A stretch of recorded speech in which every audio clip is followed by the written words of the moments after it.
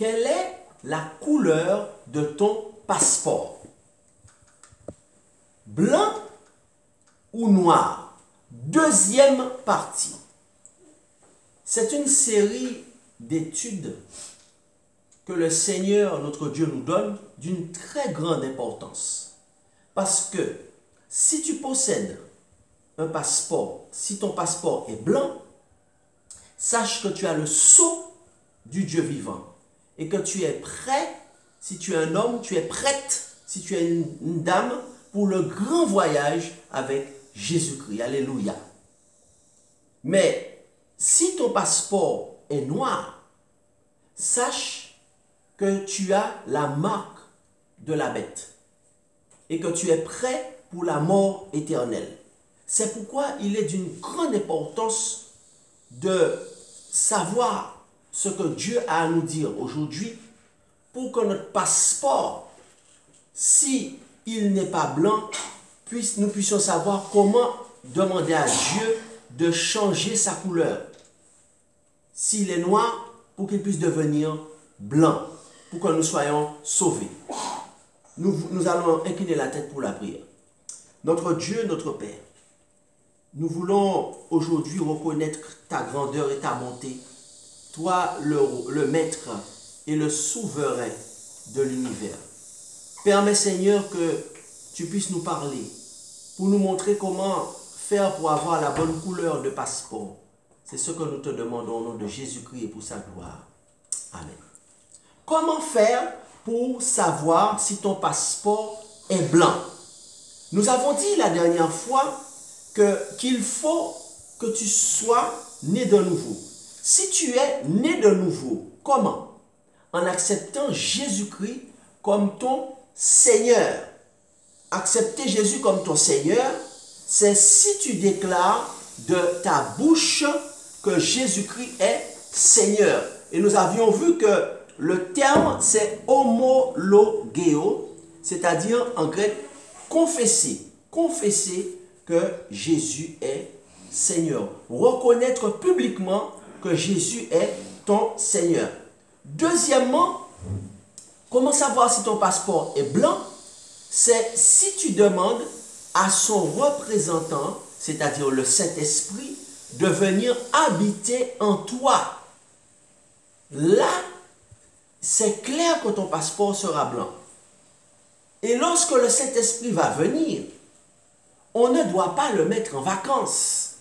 On doit être à l'écoute du Saint-Esprit qui va nous diriger par des rêves, par des visions, par des circonstances, par la Bible ou par des hommes de Dieu fidèles et sincères à qui il va donner des messages inspirés afin de les transmettre au peuple, aux nations. Donc, si tu demandes au Saint-Esprit, au représentant de Jésus de venir habiter en toi, ton passeport va devenir blanc et il va te conduire par des rêves et des visions. C'est ce qui est écrit dans Actes chapitre 2, à partir du verset 17, dans la parole de Dieu, il est écrit: « Dans les derniers jours, dit Dieu, je répandrai de mon esprit sur toute chair. Vos fils et vos filles prophétiseront, vos jeunes gens auront des visions et vos vieillards auront des songes. Oui, sur mes serviteurs et mes servantes, dans ces jours-là, je répandrai de mon esprit et ils prophétiseront. » La parole de Dieu nous dit que le Saint-Esprit, quand il va venir en nous, il va nous diriger par des rêves et par des visions, par des circonstances, par la Bible, par des hommes de Dieu fidèles à qui il va donner des messages inspirés.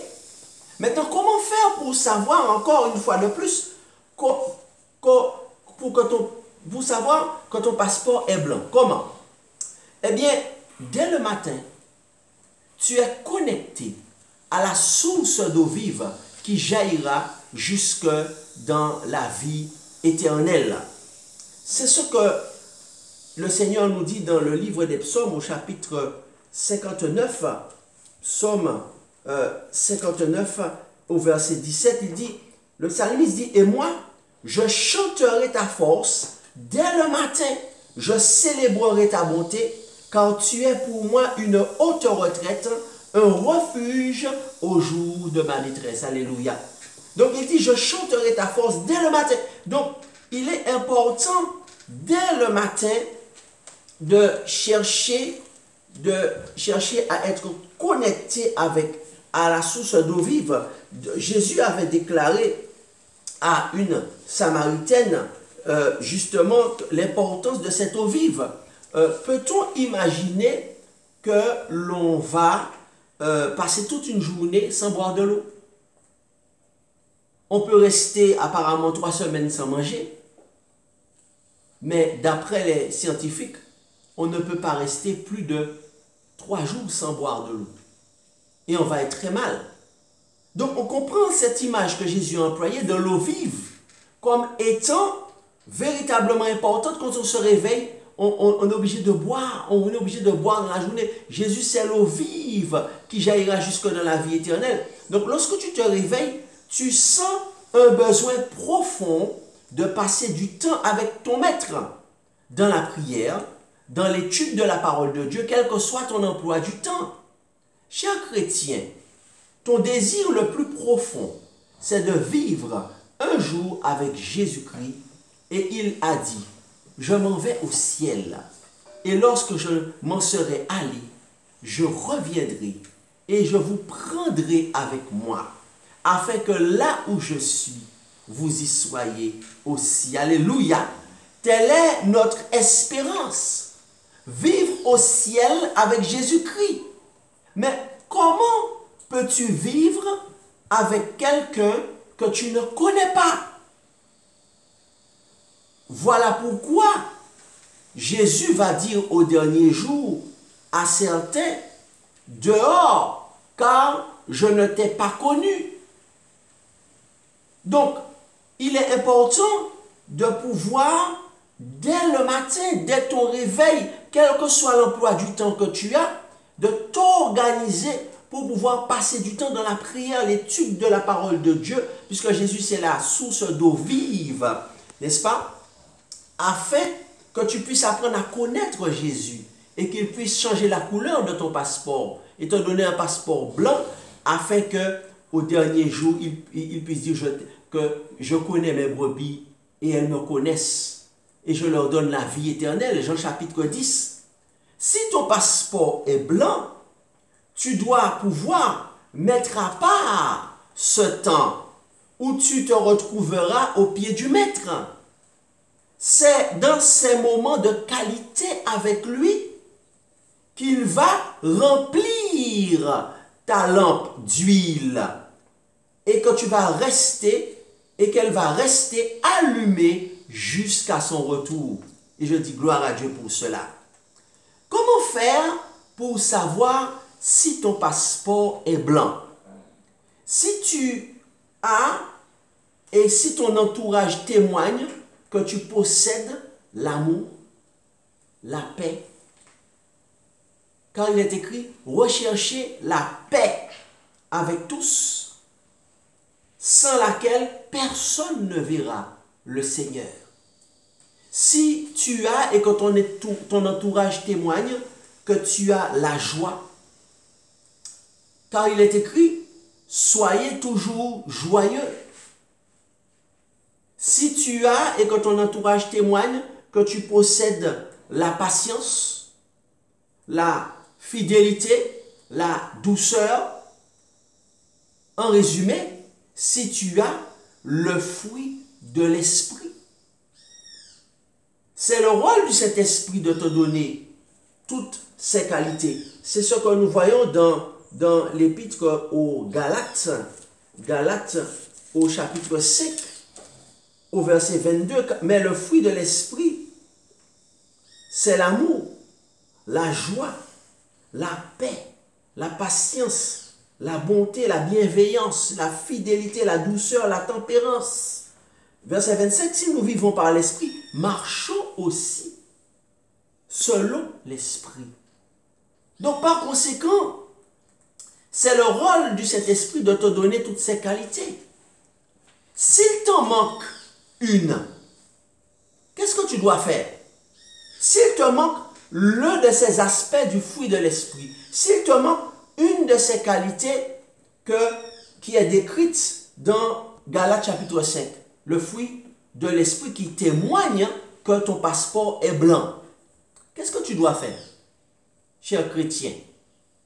Eh bien, s'il te manque une, collabore avec ton guide, ton consolateur, qui va t'aider chaque jour dans la transformation de ton caractère. Alléluia.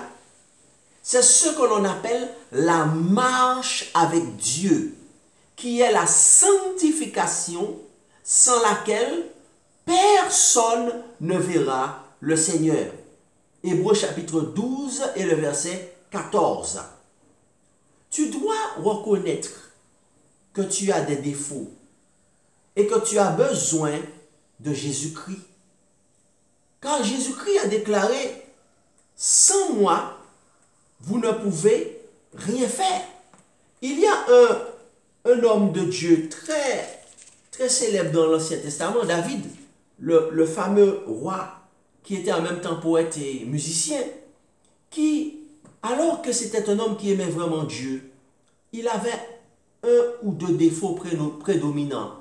Et qu'est-ce qui a fait qu'il est devenu l'homme selon le cœur de Dieu? C'est parce qu'il n'était pas meilleur que les autres, il n'était pas meilleur que nous.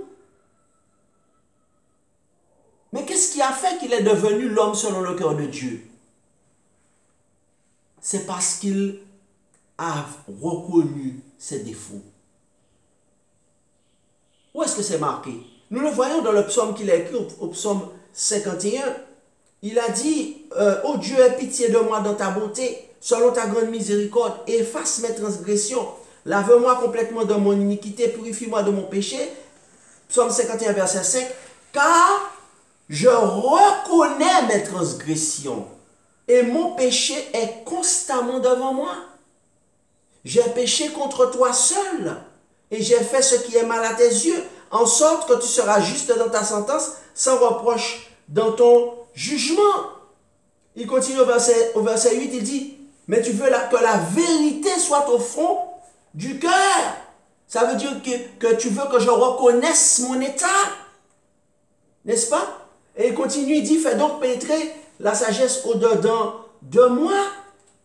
Détourne ton regard de mes péchés, efface toutes mes iniquités, ne me rejette pas loin de ta face, verset 13, ne me retire pas ton Esprit Saint. Donc David est celui qui déclare, j'ai péché contre toi. Il reconnaît ses défauts. Tu dois reconnaître que tu as des défauts. Jésus dit, sans moi, vous ne pouvez rien faire. Fais le bilan de ta vie. Pourquoi? Tu ne connais pas la date de ta mort.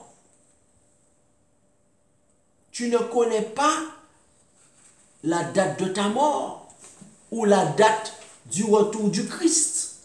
Le plus important, c'est la préparation de ta vie afin d'être prêt.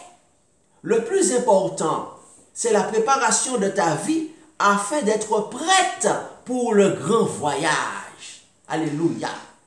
Oh, si tu aimes voyager, découvrir de nouveaux endroits, de nouvelles planètes, de nouvelles civilisations, découvrir de nouveaux cosmos, découvrir de nouvelles galaxies, tu seras comblé avec Jésus-Christ. Alléluia. Donc, comment savoir si ton passeport est blanc? C'est-à-dire si tu as le sceau du Dieu vivant sur toi. Ton passeport est blanc. Si ta vie spirituelle avec Dieu passe avant les choses de la terre. Alléluia. Le Seigneur Jésus-Christ te déclare que ton passeport est blanc si ta vie spirituelle avec Dieu passe avant les choses de la terre. Si tu es plus intéressé par les choses d'en haut que les choses d'en bas, Car tu dois savoir que nous sommes dans le monde, dit Jésus, mais nous ne sommes pas du monde. Si désormais tu vis pour Christ, avec Christ, si tu sens que les choses de la terre ne t'intéressent plus, tu as une seule envie, c'est d'être avec Jésus. Alors, là, je reprends. Si désormais tu vis pour Christ, avec Christ, et si tu sens que les choses de la terre n'ont plus cet intérêt, cet attrait qu'elles avaient pour toi autrefois, alors tu as une seule envie, c'est d'être avec Jésus-Christ. Cela signifie que ton passeport est déjà blanc. Tu es déjà un citoyen du royaume et tu as déjà le sceau du Dieu vivant. Lorsque les disciples ont emmené de la nourriture pour Jésus, il a dit, ma nourriture, c'est de faire la volonté de celui qui m'a envoyé. Lorsque les disciples ont amené la nourriture pour Jésus, Jésus a montré ce qui avait le plus d'importance pour lui. Il a dit que, ok, vous êtes empressé d'amener de la nourriture pour moi, mais ma nourriture, c'est de faire la volonté de celui qui m'a envoyé. Le passeport de Jésus était blanc. Alléluia. C'est parce que son passeport était blanc. Si ton seul désir c'est de prêcher la parole afin d'accomplir la mission que Christ nous a laissée, là, tu peux savoir que ton passeport est déjà blanc. Combien de personnes combien de personnes depuis que tu es devenu chrétien as-tu amené à Christ?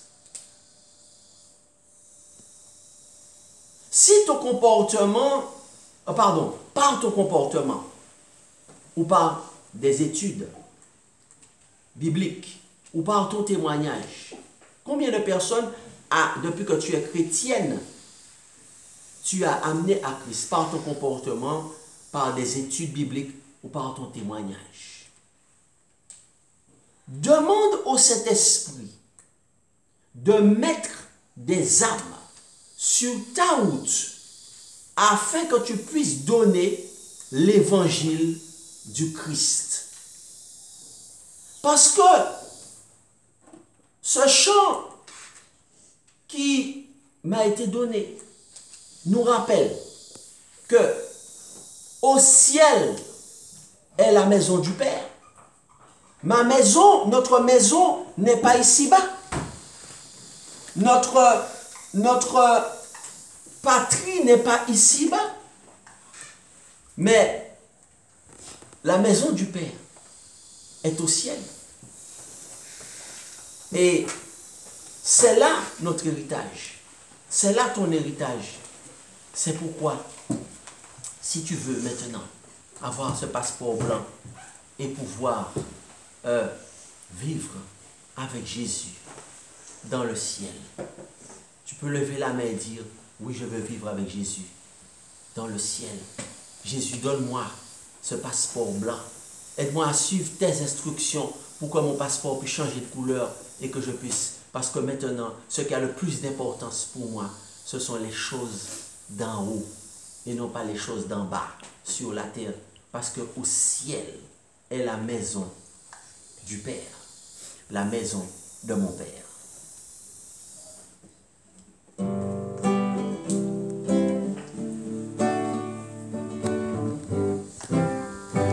Au ciel est la maison du Père, étincelante de beauté, tout en elle est gloire et lumière, ineffable félicité vers le ciel, vers le ciel, vers le ciel, vers le ciel, vers le ciel, nous marchons vers le ciel.